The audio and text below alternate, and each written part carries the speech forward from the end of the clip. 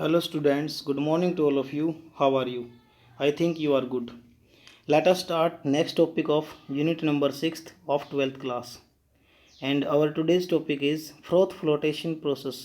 बच्चों क्या होता है फेन पलवन प्रक्रम बोलते हैं इसको हिंदी में, या फिर जाग पलवन विधि बोलते हैं भाई। जाग को तैरा के हम क्या है और को क्या है अलग करते हैं इसके अंदर से। ठीक है, कैसे प्रोसेस होता है ये देखें। इसके अंदर क्या होता है स्पेशली मैं आपको बताऊं, ये एक ऐसा मेथड है बच्चों जो सल्फाइड ओर को ही क्या करता है कंसंट्रेटेड करने में प्रयोग किया जाता है। तो firstly you concentrate that this method is only use for concentration of sulphide ore. ये मेथड हमारा ज़्यादातर क्या है सल्फाइड ओर को ही कंसंट्रेट करने में यूज़ किया जाता है। फॉर एग्जांपल जिंक सल्फाइड, इसको जिंक ब्लेंड बोलते हो आप को, और कॉपर पायराइट CuFeS2 बोलते हो। ठीक है, और गैलेना PbS, इस तरह के और को ये क्या है कंसंट्रेट करने के लिए यूज़ किया जाने वाला मेथड हमारा होता है। ये मेथड बच्चों किस फैक्ट पे डिपेंडेड होता है बताओ। ये मेथड हमारा एक ऐसे फैक्ट पर डिपेंड करता है जिसमें आप याद रखें, इसमें जो ओर है वो जनरली क्या है ऑयल से भीगता है। इस मतलब एक स्पेशल ओर है हमारे पास जो कि ऑयल से ही वेट होगा, ऑयल से ही भीगेगा, और जो हमारी इम्प्योरिटीज़ होती हैं वो वाटर से भीगती हैं। अब आप बताओ, अगर किसी टैंक में हम इस प्रक्रिया को कराएं और उसमें ये और मिला दें, ठीक है, तो क्या होगा, जो हमारे पास ये ऑयल से भीगेगा और वो तो ऊपर आ जाएगा उस टैंक के अंदर, है ना। ये टैंक है, मैंने क्या किया कुछ वाटर मिला के इसमें और कुछ ऑयल मिला के इसको मिक्स कर दिया। तो अभी बताया मैंने आपको कि और की खास बात क्या होती है, इसका जो और होता है अयस्क होता है वो क्या है केवल और केवल ऑयल से ही भीगता है, पानी से भी उस पर कोई प्रभाव नहीं पड़ता। तो ऑयल ऊपर फ्लोट करेगा ना, पानी के ऊपर आ जाएगा ऑयल हमारा, ऑयल ऊपर आएगा तो क्या है वो और ऊपर फ्लोट करेगा, और इम्प्योरिटीज़ हमारी हैवी होने के कारण, वाटर से भीगने के कारण हैवी हो जाएंगी, जो नीचे सेटल हो जाएंगी। इस तरह से आप इस और को क्या है अलग कर लोगे। ठीक है, तो उसमें आगे क्या पढ़ेंगे हम, the surface of the sulphide ore, जो सल्फाइड ओर की सरफेस है मेरी वो क्या है is wetted by oil and while that of the gangue और इम्प्योरिटीज वेटेड बाई वाटर। ये चीज़ मैंने आपको बताई है। In this method the ore is crushed into fine powder. इस मेथड में जो ओर है मेरा वो क्या है फाइन पाउडर में तोड़ लिया जाता है। इसको क्या है फाइन पाउडर में हम तोड़, तो उसके बाद हम क्या करेंगे इसमें, इन दिस मेथड, देखो बच्चों, in this method the ore is crushed into fine powder and mix with water. Ore को पतले पतले पाउडर में हम पीस लेते हैं जिससे फिर एक सस्पेंशन बन जाता है। देखो, ओर को पतले पाउडर में पीसोगे तो एक सस्पेंशन बनेगा पानी में मिलाने के बाद, उसको बोलते हैं सस्पेंशन। ठीक है, और उसको एक टैंक में मिला लेते हैं। To this suspension are added collectors. बच्चों इस सस्पेंशन में कुछ पाइन ऑयल, चीड़ का तेल होता है। पाइन ऑयल क्या होता है चीड़ का तेल। कुछ जेंथेट्स टाइप के हमारे पास कलेक्टर होते हैं जो हम इसमें ऐड करते हैं। ठीक है, कर लोगे ना। तो ये क्यों ऐड किए जाते हैं ये दोनों चीज़ें इसमें, ये बताता हूँ मैं। Which enhance the non wettability of the all ore particle and froth stabilisers. यानी इसके अंदर क्या बताया मैंने आपको, जो नॉन वेटेबिलिटी और पानी से नहीं भीगता तो उसको और ज़्यादा स्टेबल कर देती है ये चीज़। ठीक है, और पार्टिकल पानी से नहीं भीगता तो ये ऑयल वगैरह इसमें मिलाते हैं तो ये इनसे क्या है भीग जाता है, इस वजह से हम इसमें ये दोनों चीज़ें मिलाते हैं। और फ्रोथ स्टेबलाइजर, फ्रोथ मतलब जाग को स्टेबलाइज बनाने के। अब इसमें जो जाग पैदा होंगे, बबल्स पैदा होंगे, वो फूटेंगे नहीं, इसलिए हम इसको स्टेबल बनाने के लिए कैरिजोल और एनिलीन ऐड करते हैं बच्चों। कैरिजोल और एनिलीन ऑर्गेनिक कंपाउंड होते हैं दोनों के दोनों, इनके फार्मूले भी आपको 10th चैप्टर में पता लग जाएंगे। ठीक है, तो कुछ फ्रोथ स्टेबलाइजर हम इसमें ऐड करते हैं। फ्रोथ स्टेबलाइजर क्यों ऐड करते हैं, ताकि ये जो बबल्स हैं ये फूटे ना, लंबे समय तक मेंटेन रहें। Which stabilise the froth, this suspension is violently agitated by the rotating paddle. अब इस सस्पेंशन को क्या है हम एक रोटेटिंग पैडल मिला इसमें लगा देते हैं। उस पैडल की हेल्प से क्या है इसको बार बार एगिटेट करते हैं, इसको हिलाते हैं, इसको मतलब मिक्स करते हैं आपस में। ठीक है, जिससे क्या होता है बच्चों आगे देखो, रोटेटिंग पैडल विच ड्राज एयर पासिंग थ्रू, यानी इसमें कुछ हवा भरते हैं हम ऊपर से, या फिर इसमें एयर प्रोड्यूस की जाती है ताकि कुछ और ज़्यादा बबल्स इसमें प्रोड्यूस हो, और ज़्यादा बबल्स इसमें बने। ठीक है, उसके बाद देखो क्या होता है, during this process ore particle which are preferentially wetted by the oil become lighter. अब बताया था मैंने, जो कि ऐसे पार्टिकल हमारे जो और पार्टिकल हैं वो क्या है ऑयल से भीगते हैं। ऑयल से भीगेंगे तो ऑयल की वजह से वो ऊपर आ जाएंगे तैर के, क्योंकि तेल की डेंसिटी पानी से क्या होती है कम होती है, तो ऑयल हमारा ऊपर आएगा जबकि वाटर हमारा नीचे ही सेटल रहेगा। समझ गए ना इस चीज़ को। इस तरह से हमारी सरफेस पे वो फ्रोथ के साथ वो जो और पार्टिकल हैं वो आ जाते हैं, और जो गैंग पार्टिकल हैं बच्चों, जो इम्प्योरिटीज़ हैं, वो हमारी क्या हैं, पानी से भीगने के लिए ज़्यादा प्रेफरेंस उनको पानी से भीगने में है।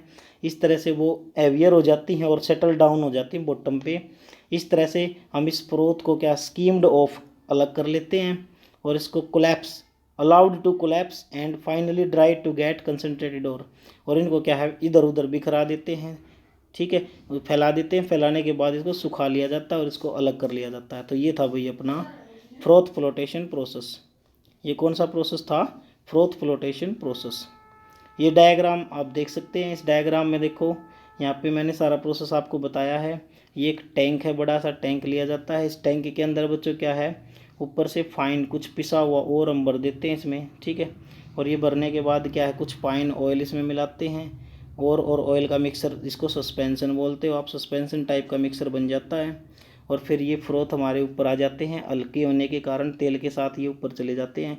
फिर इसको मेंटेन रखने के लिए इसमें कुछ स्टेबलाइजर ऐड हमने किए थे अभी, कैरिजोल और एनिलीन ऐड किया था इसके अंदर ताकि ये बबल्स फूटे ना इसके अंदर। ठीक है, और ऊपर फिर एक रोटेटिंग पैडल होता है जिसकी वजह से ये बार बार सोल्यूशन हमारा इंटरमिक्स हो जाता है। आपको क्लियर हो गया होगा बिल्कुल। बच्चों ये बता दूँ, HBSC बोर्ड में ये 101% पेपर में पूछा जाता है। ठीक है, अब एक क्वेश्चन यहीं से पूछा जाता है आपसे। एक क्वेश्चन का जवाब आपको देना है इसी टॉपिक से। How can we separate 2 sulphide ore. बच्चों बाई चांस इसमें 2 सल्फाइड ओर में डाल दूँ, जैसे ZnS डाल दिया मैंने और दूसरा मैंने डाल दिया PbS। तो अब देखो इन दोनों सल्फाइड ओर को आप कैसे एक्सट्रैक्ट करोगे, ये क्वेश्चन यहाँ पे उठता है ज़्यादातर कई बार। तो बच्चों इसको करने के लिए मैं आपको बताऊँ, इसमें कुछ डिप्रेसेंट ऐड किए जाते हैं। कुछ डिप्रेसेंट इसमें ऐड किए जाते हैं जो इन दोनों को अलग कर देते हैं। अब आपके सामने यही क्वेश्चन पेपर में पूछा जाता है। क्या? देखो, how can we separate 2 sulphide ore. हम 2 सल्फाइड ओर को क्यों ऐड मतलब सेपरेट कैसे कर सकते हैं। या फिर ये क्वेश्चन इस तरह से होता है एग्जाम में, अगर ये ऐसे नहीं आता तो सेकंड लैंग्वेज में कैसे हो सकता है ये, how can vice depressant is added in froth flotation process. Depressant का ऐड हम क्यों करते हैं और डिप्रेसेंट का फार्मूला बताओ जो इसमें ऐड किया जाता है। कई तरह से क्वेश्चन बन सकते हैं बच्चों टॉपिक के ऊपर। ठीक है, तो by using depressant we can separate 2 sulphide ore. Depressant का प्रयोग करके हम 2 सल्फाइड ओर को अलग कर सकते हैं आसानी से। It depress the tendency of the ore to attach with froth. ये क्या करता है बच्चों, एक डिप्रेसेंट जब आप इसमें ऐड करोगे उस सल्फाइड ओर में, तो उसके साथ एक कॉम्प्लेक्स बना लेता है बच्चों। ये क्या बना लेता है? कॉम्प्लेक्स। जैसे मैंने सोडियम साइनाइड ऐड किया भाई, क्या ऐड किया इसके अंदर? सोडियम साइनाइड ऐड कर दिया ये वाला जिंक सल्फाइड में, तो इसने एक कंपाउंड बनाया बच्चों। कॉम्प्लेक्स कंपाउंड बोलते हैं इसको, बड़ा कंपाउंड है ये। सोडियम टेट्रा साइनोजिंकेट, ये कंपाउंड इसने बना दिया। ठीक है, ये कंपाउंड बन गया। अब इससे क्या है, इस ओर की जो फ्रोथ बनाने की टेंडेंसी थी वो क्या है, इसकी वजह से कम हो गई। ठीक है, तो यानी ये तो इसमें यूज़ हो गया सारा का सारा। बच गया कौन? PbS, है ना। ZnS तो इसमें यूज़ हो गया कंपाउंड बनाने में, तो PbS अब आप इसको फ्रोथ फ्लोटेशन प्रोसेस से आसानी से अलग कर सकते हो। डिप्रेसेंट ऐड करने का यही हमारा मेन मोटिव हमारा यहाँ पे था। ठीक है, चलिए नेक्स्ट टॉपिक हम देखते हैं अभी, conversion of ore into oxide. यहाँ तक हमने और मिल गया है, कंसनट्रेटेड और आपको यहाँ पर मिल गया है। तो आप अब उसको क्या करोगे, नेक्स्ट स्टेप में उस कंसनट्रेटेड और को आप क्या है सल ऑक्साइड में बदलोगे। और 2 तरह के मेथड बच्चों हमारे पास होते हैं जो आपने 10th क्लास में भी पढ़े हैं। मैं बता दूं आपको, ये 2 तरह के मेथड आपको 10th क्लास में भी आपने ये पढ़ रखे होंगे ज़रूर। ठीक है, देखो क्या होता है इन मेथड्स के अंदर, मैं बताता हूँ आपको 1 by 1। There are 2 type of methods of conversion of ore into its respective oxide. सबसे पहला मेथड बच्चों होता है कैल्सिनेशन। इसको कैल्किनेशन भी बोल देते हैं कई बार। कैल्सिनेशन क्या होता है बच्चों? निस्तापन। हिंदी में क्या बोलते हैं? निस्तापन। ठीक है, देखो बताऊंगा मैं इसको, पेपर में कई बार बच्चे कैल्सिनेशन रोस्टिंग में पजल हो जाते हैं। तो बच्चों पहली बात तो क्या है, ये एक ऐसा मेथड है जिसमें ऑक्साइड और कार्बोनेट और को ही हम अलग कर सकते हैं। क्या बताया मैंने? ऐसा मेथड है जिसके अंदर जनरली क्या है, या तो ऑक्साइड और या कार्बोनेट और ही अलग होते हैं। और इसमें करते क्या है, डेफिनेशन क्या है इसकी? It involve heating of ore. इसमें ओर को हीट करेंगे अब्सेंस ऑफ एयर, हवा की अब्सेंस में, बिलो इट्स मेल्टिंग पॉइंट, इसके मेल्टिंग पॉइंट के नीचे। क्या बताया मैंने? ओर को गर्म करना है उसके मेल्टिंग पॉइंट के नीचे ताकि वो मेल्ट ना हो जाए, और बिना हवा के, अब्सेंस ऑफ एयर में। तो और क्यों अब्सेंस में करते हैं बच्चों, क्योंकि इसमें खुद एयर पहले से ही होती है और इसको गर्म किया जाता है अब्सेंस में, क्योंकि पहले से ही हवा इसमें ज़्यादा है। तो हमारा इसका क्या बनेगा, जैसे कैल्शियम कार्बोनेट को मैं हीट करूँगा तो बनेगा क्या, CaO प्लस CO2, क्या बनेगा CaO plus CO2। Zinc carbonate को करूँगा तो क्या बनेगा ZnO प्लस CO2, है ना।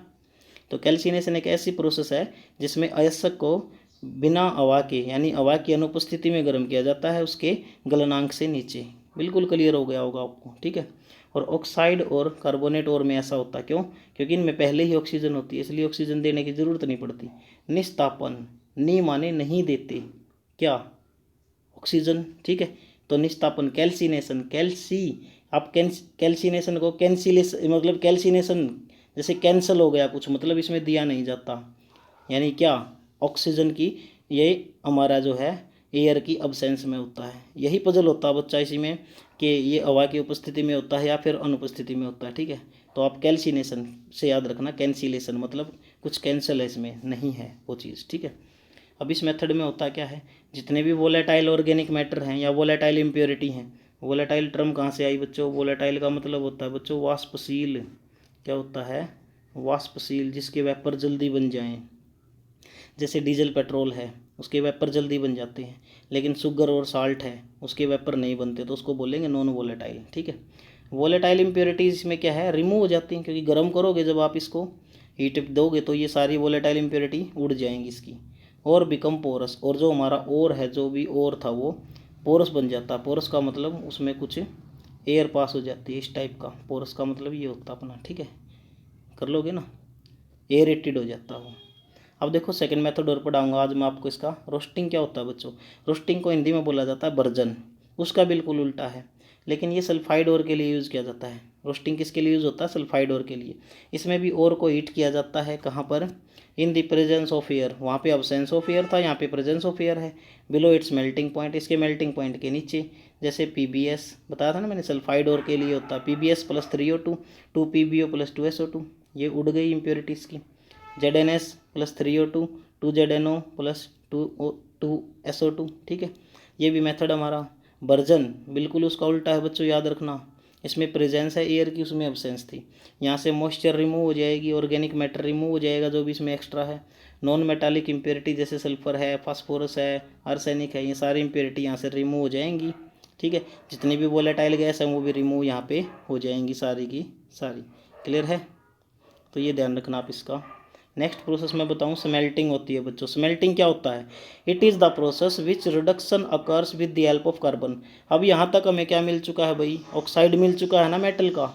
अब उसमें हम क्या कर देंगे, या तो कार्बन की हेल्प से, जनरली कार्बन की हेल्प से होता है इसमें, या फिर कैल्शियम की हेल्प से या मैग्नीशियम की हेल्प से हम क्या करेंगे, उसमें रिडक्शन करेंगे। रिडक्शन करने से हमें वो मेटल मिल जाएगी, लेकिन वो मेटल कैसी होगी, क्रूड मेटल, फिर उसकी रिफाइनिंग करनी पड़ेगी, फिर फाइनली हमें प्योर मेटल मिलेगी। मैं सारे प्रोसेस कंटिन्यू आपको बता रहा हूँ इसमें।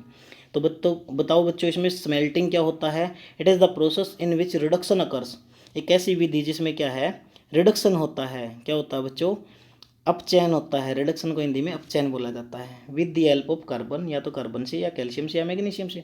बुक में कार्बन से लिखा मिलेगा जनरली, बट ये कैल्शियम भी हो सकता है कि ये सिचुएशन ऐसी आएंगी। तो बताओ क्या होगा, ZnO, जिंक ऑक्साइड में कार्बन मिलाओगे तो कार्बन क्या करेगा, इस ऑक्सीजन को लेके चला जाएगा और पॉइजनस गैस इसकी रिमूव हो जाएगी, वोलेटाइल गैस रिमूव हो जाएगी।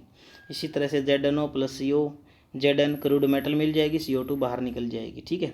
तो ये क्रूड मेटल है। अब इसी रिफाइनिंग करेंगे फाइनली हम। रिफाइनिंग करोगे तो कैसे करोगे, रिफाइनिंग क्या होती है, एक ऐसा प्रोसेस जिसमें प्यूरीफाइड किया जाता है क्रूड मेटल को। The process of purifying crude metal, थोड़ी सी जो मेटल है ये जिसमें इम्प्योरिटी अभी भी थोड़ी बहुत इम्प्योरिटी बाकी है, उसको क्या है, रिफाइन करेंगे हम। होता क्या है, इम्प्योरिटी सल्फर की इम्प्योरिटी है तो S+O2 SO2 निकाल देंगे, रिडक्शन करेंगे तो प्योर मेटल हमारे सामने। अब ये जो जिंक है मेरा वो प्योर मेटल के रूप में हमें मिल चुका है, ठीक है।